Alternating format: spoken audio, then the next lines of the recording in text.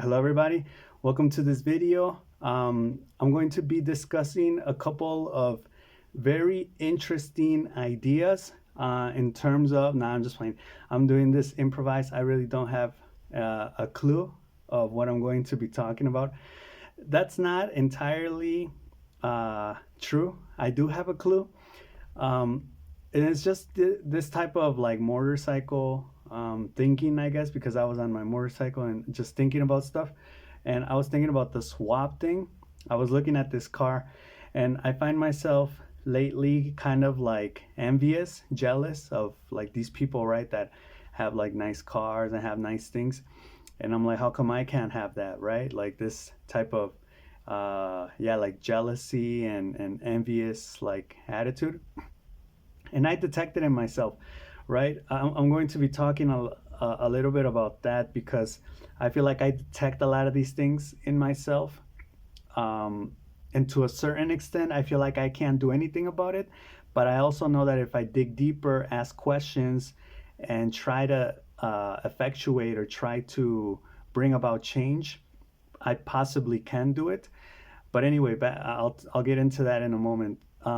This this this jealousy or this envy that I feel when I'm looking at other things, I was like, well, how interesting would it be to do like a life swap, right? Like imagine, and I have to look this up. I don't know if there are any of these things probably in like shows or some programs on TV or some YouTube channels where you do literally like a life swap, right? Like you like imagine in the future that you could look through other people's lives, right? And let's say there's an app where everybody can go that wants to participate.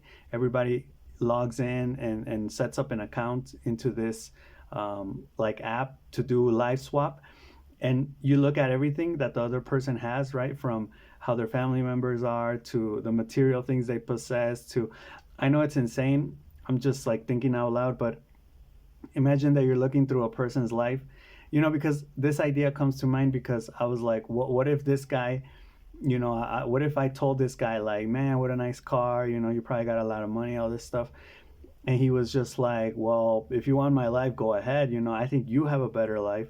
And we swapped, right? And then like I got to live out his life, right, for like a week, and he got to live out mine. Or imagine rich people and poor people, right? If they would live swap for like a week, right? Like the super wealthy um, would trade lives with the super poor people, right? Like I think it would be an interesting experiment. And again, just for like a couple days, even a couple hours, a couple days, a couple weeks, or permanently, right? Like, why not? What if you wanted to swap, uh, you know, your life with someone else permanently? And that would also be interesting. Um, again, I think it would be super impractical, impossible, if not impossible, because like you're starting with your family, they would be like, "What the hell? No!" Like, we're not gonna let a stranger fill your shoes, take your place, etc. So anyway, back to this idea. I thought I'd get a little bit Carl Jung, nah, not Carl Jung, Carl Rogers, in terms of when I would read or when I read Carl Rogers. This one time I was reading him, and he spoke a lot about, it's not really sincerity and honesty. It's just like getting in touch. Well, he defined it as something like this, like getting in touch with that is already there, right? With that emotion, with that thought, with that idea, with that action, with that way of being that's already there, right? True, genuine coherence, which is like saying what's on your mind, saying what you're feeling, like just being plain brutally honest, right? With no filters. And again, I'm talking about my weaknesses here, right? So one of them is, I used to not have this as a kid, and I was thinking like I would never feel envy or jealousy towards other people, right? Especially not for material things. But I find myself doing that, right? Because I feel like I deserve to have nice things, I'm sure we all do, but anyway, that's for me, that's kind of like a new emotion, right? Like not like super new, but relatively new, like a couple years old. emotion, an idea. And then, you know, when there's, I'm trying to regain the thought again, when there are these things that I feel like, um hold on, let me find my, okay, I'm gonna start off with this idea, and I'll see if it takes me back to that other idea. So this idea is something that I've been thinking, oh yeah, it's kind of like you see things about yourself, yet you can't do anything, or you feel like you can't do anything, which I mentioned this at the beginning of the video. You feel like you can't do anything to change them, right? Let me give you some examples. So I think something that really marked me many years ago was when, and I've spoken on this before, was when one of my teachers said, well, he didn't even say it. Like, we were talking about conditioning, right? And conditioning is the idea of like cause and effect taken to the extreme and taken to apply to humans. So it basically states that everything you do is because of a reason, right? And that reason ultimately and basically conditions you to act that way. So your actions, your thoughts, your beliefs, taking this to the extreme, everything you do, everything you think, everything you say, everything that makes you you, and everything for that matter that makes life life, humans human, civilization civilization, is conditioned, right? There's no escaping it. It's all because of something.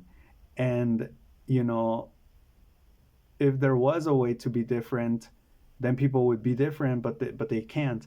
So you're conditioned. Even if you say you're not, you're conditioned by the idea of being conditioned, right? And trying to rebel against that idea. And the only way, and it's interesting because the only way you're going to be different is by doing things that you already know exist, right? So let's say you say, I'm gonna become, then I'm not gonna be a teacher anymore. I'm just going to be completely something radically different. And the ideas you come up with are already, you're also conditioned by those ideas. So, what would happen if I decided to not be conditioned by my, situations, by my life past?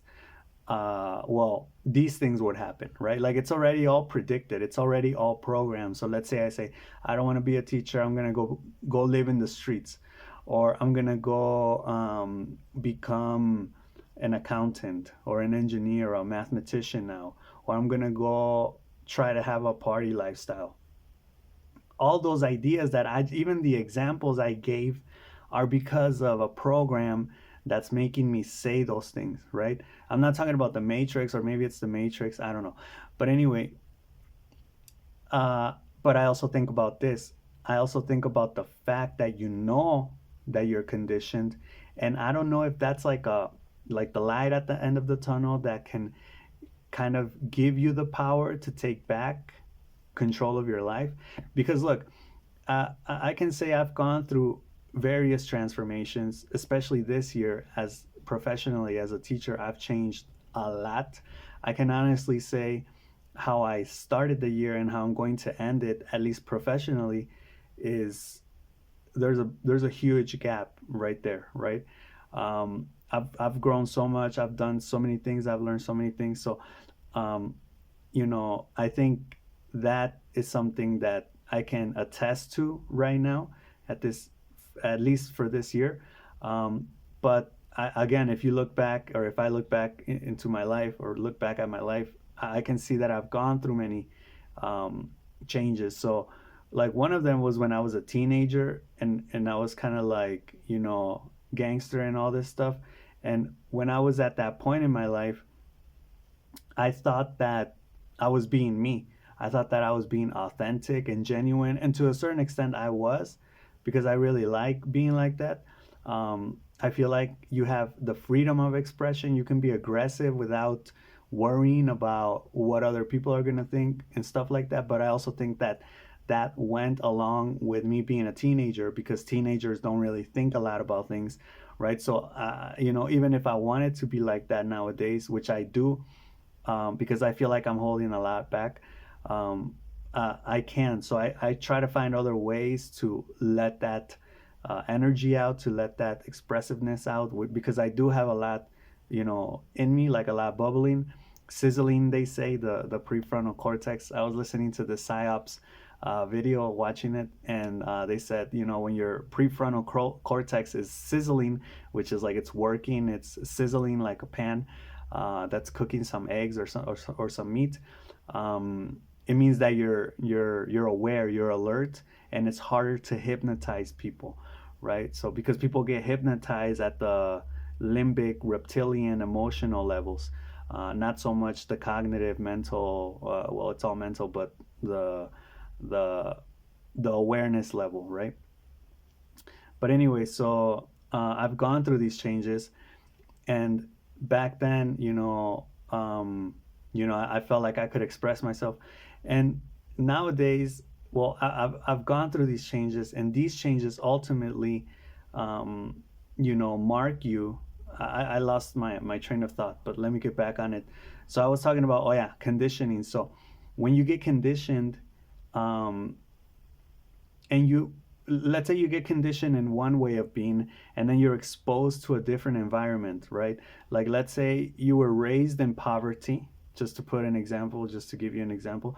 You're raised in poverty, and then all of a sudden, from one moment to the next, you become a millionaire, right? And you interact, like, let's say you get what's this called, like, a relative, a rich relative, an unknown rich relative dies, and they give you their fortune, right? So you become the heir to their fortune, right? You have this inheritance, and I think that's how you say it, inheritance.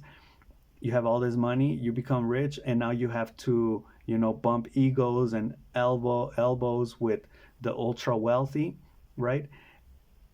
You're not going to be able to adapt as fast as you think to that new environment. And not because it's a rich environment, because we could go from rich to poor, from whatever extremes you want. You're not going to be able to adapt, not because it's rich or poor, but because it's different from what you've been conditioned to do, right? Now you can change, you will change. You won't change entirely, but you will change a lot of things, right? And that's the thing. So when you what the point I'm trying to make here is, when you go from one extreme to the other extreme, or from one area to another area, you take your preconditioned systems and biases with you, and when you're in that new area and you're trying to be different, your preconditioned systems and biases keep popping up, right? Let me give you another example. So, when I was like, a teenager, and I had all these behaviors and attitudes, and then, I enter the workplace, the professional setting, and I'm still coming across as, aggressive, and people are kind of like, holding back, and I start to see all of these fake hypocrites, fake, like, ways of being, two-faced, dishonest, excuse making, irresponsible people, right? Which are super common in professional and workplace and adult settings, which shouldn't be happening, but, to my surprise, do happen. And, I was coming from this, and I still try to do this, and this appeals to Carl Rogers. I was coming from this real place, like, one of the values was to be real, to be genuine, to be yourself, to, like, I don't want any fake shit, I don't want any two-faced double shit, hypocrisy, right? Like, come at me real. And I'm still like that, right? Like, but I have to tone it down. I've learned to tone it down. I've learned to be fake with people that are fake, because you need to be like that in workplace settings, in professional settings, right? I've learned to, it used to bug me a lot, but back when people would say, we should do something this weekend, and I would be like, oh, hell yeah, let's do something this weekend, right? And I would be like, Friday night, like, hey, what are we gonna do? And then nobody would get back at me or to me on the group chat, right? And I would be like, you motherfuckers are just fake, right? Like, two-faced, like, dishonest, lying ass, like Tupac would say, lying ass bitches. But that's how it is, right? And these people obviously were never brought up in the context that I was brought up, right? They don't know about being real. They don't know about, speaking honest to truth, to power, all these types of things, right? They probably were brought up very differently than I was, and that's fine. But the point I'm trying to make is that, you're conditioned. So then, that those systems need to change, right? That conditioning that I was raised with, or that I had, it needs to adapt, and eventually it adapts, it evolves, whatever. I tweak it the way I want to tweak it.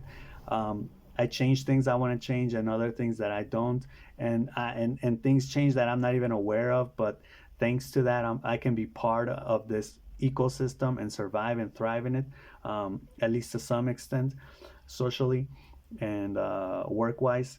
And the thing I'm noticing here is, okay, so this is the idea behind all this, is all of this conditioning makes you think you're different, right? So where I'm coming from, which is no longer where I'm at, I'm in this new context, and then I talk to people, and I'm just like, man, you're lacking this. You lack strength. You lack balls.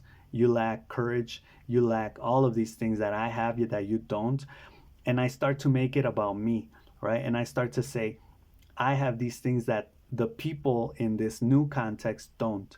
When in reality, it's not that you have it, it's not that you're original, it's not that you're unique, it's that you were conditioned and programmed in a different environment, in a different context, right? And now you're in a new context believing you're original, when in reality, you're the same as everybody else in the old context that you were in, right?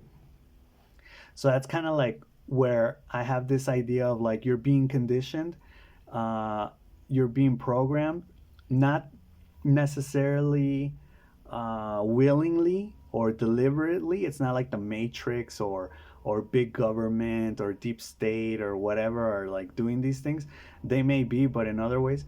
I'm talking more in like personal, subjective, psychological terms, right? More of like spiritual, the human experience, right? And that would be really hard to escape, right? And like I mentioned earlier, you see this going on, and it gives me a ray of hope to say, okay, I know all of these things that I do think, feel, see, perceive, say, whatever, do. All of these things are like I was conditioned by the multiple environments where uh, I've been programmed by those environments, by those contexts, to be this way, right? Can I be other than this, right? Can I be anything other than this, right? That's like the question that I'm asking here. Can someone be truly original? And, lately I've been grappling a lot with the idea of creativity, of true and pure originality, which I think is rare. And I wrote something very interesting. I posted it on Facebook and YouTube, actually, I think too, or I think YouTube not, but where I spoke about how, and this is an idea from someone else, I think, but it came to me, where creativity nowadays is standardized. So if you say, I'm going to draw a painting, right? I'm going to make a painting of a sunset, like, before you even do it, you already have the image in your mind based on preconceived notions, based on conditioning from what a painting is supposed to look like, whether it be of a sunset, of a person, of a hand, whatever. You have an idea of what you're supposed to do. And if you do something different than that or other than that, then it's considered weird, right? It's just considered wrong. Like, you're not doing that right. You're not being creative correctly. It's like, what? Well, then aren't I being creative? Isn't that the objective? To be, then creativity is standardized. Like, let me give you another example, which I talk about in the text. um, let's say you say, we're gonna throw a birthday party. I'm in charge of decoration, right? And you decorate, however you please. You don't even buy balloons or confetti or or strings or any of that stuff. You just do whatever you want. You decorate the place however you want, like creatively. Maybe you splash some paint on the wall. Maybe you switch around the tables, maybe you flip the table upside down. I don't know, you do whatever you want. It's being creative.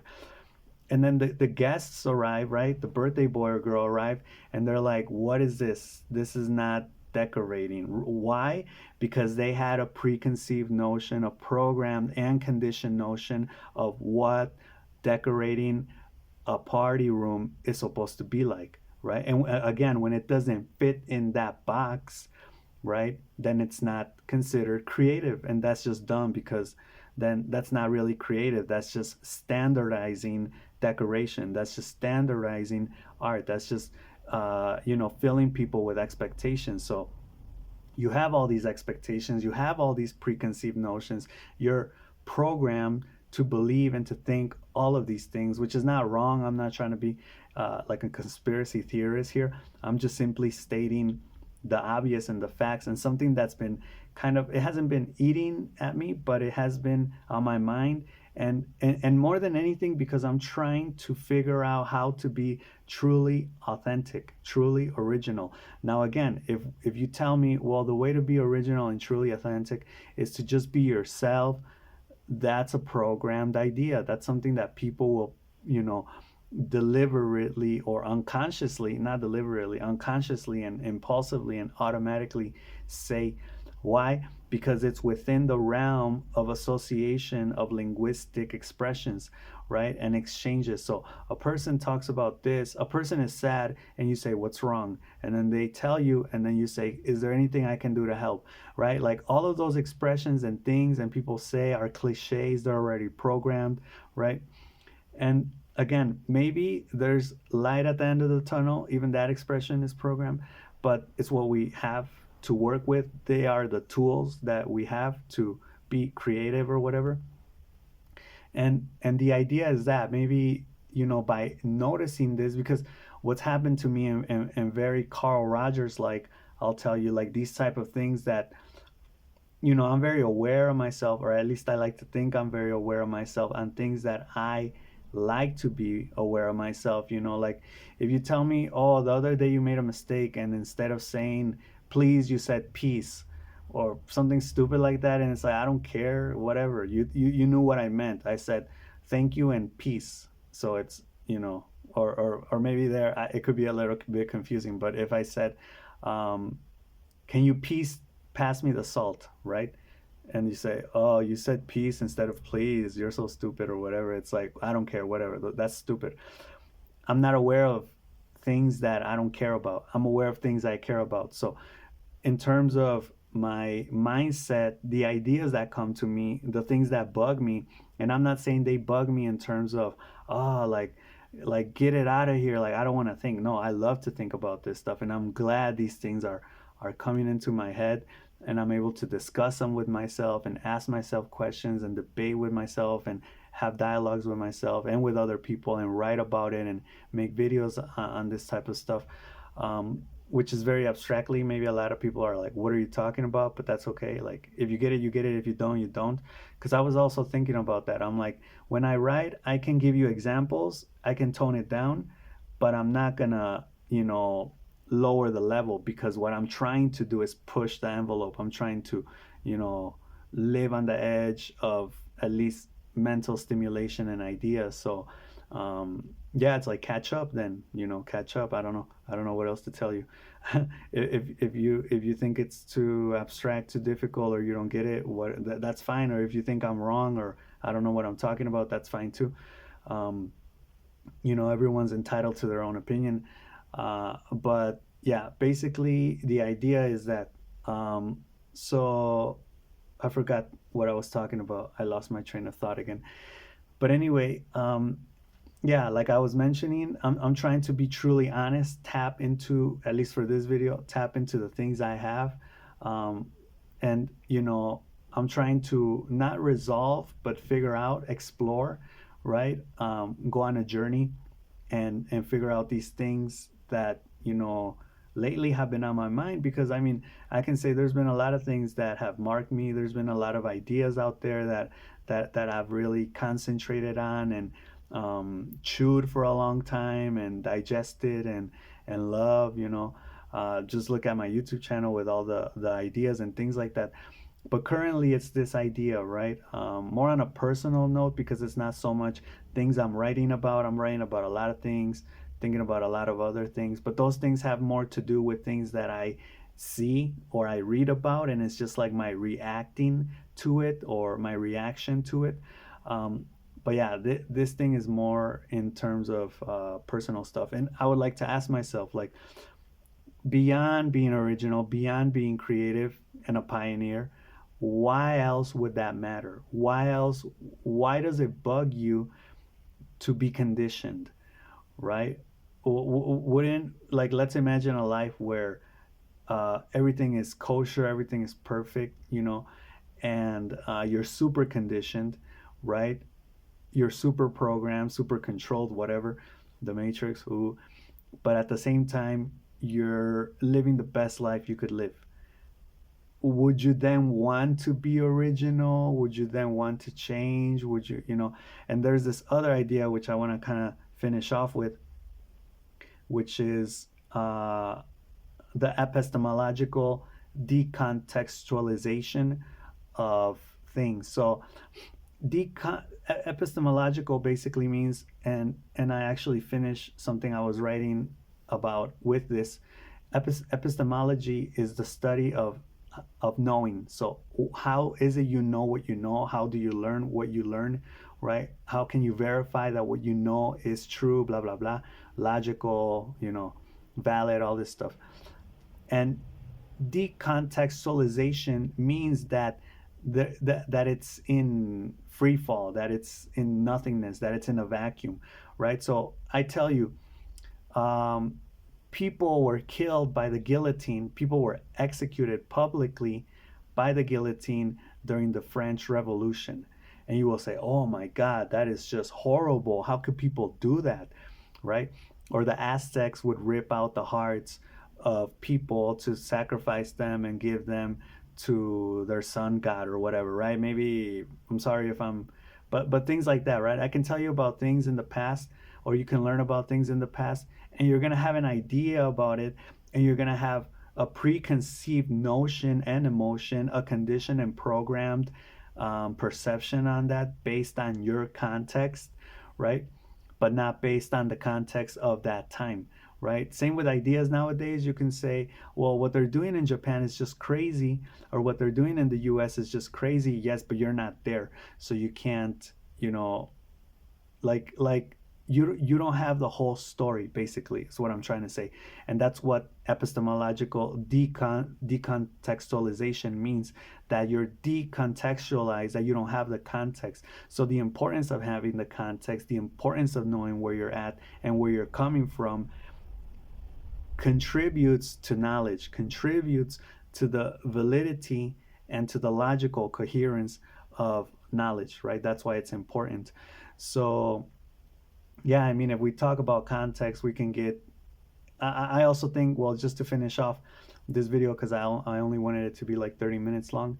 Um, when you talk about context, there is never enough time, right? You because you need to talk about details, right? You need to talk about specifics.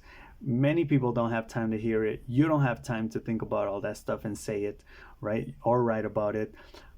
So it's really hard to actually contextualize someone. Like, if I want to tell you why Hitler did what he did, and without justification, of course, but why he did what he did, so you can understand the context, so you can understand everything, it's impossible, right? Because either you had to be there, and even if you were there, I think it's still impossible to know everything that was going on, right? I just have this idea that maybe when I die, like, I'll be able to see everything and actually understand everything, right? Because I think when you die, that's the idea. You will be able to view everything. And then you can ask yourself, how interesting would it be to die and then go back to your past and look at why, and see the reason why things happened the way they did. See all of the actors, see all of the things that influence a certain situation, right? Like, how mind blowing would that be, right? Like, I'm still waiting for that, because there's a lot that we will never know in this lifetime, or at least I don't think we will, right? What if in the future AI, or or some other type of thing, makes it so it's able to reproduce the past and look at things from all angles, and even inside people's heads and what they were thinking and experiencing and everything, so you're able to understand everything, right? That would be incredible. So it's just a matter of understanding things, right? Why? I don't know. You could say it's because I like gossip, or nah, but anyway, that's all I got for this video. I hope you enjoyed it, and I'll see you in the next one. All right, peace.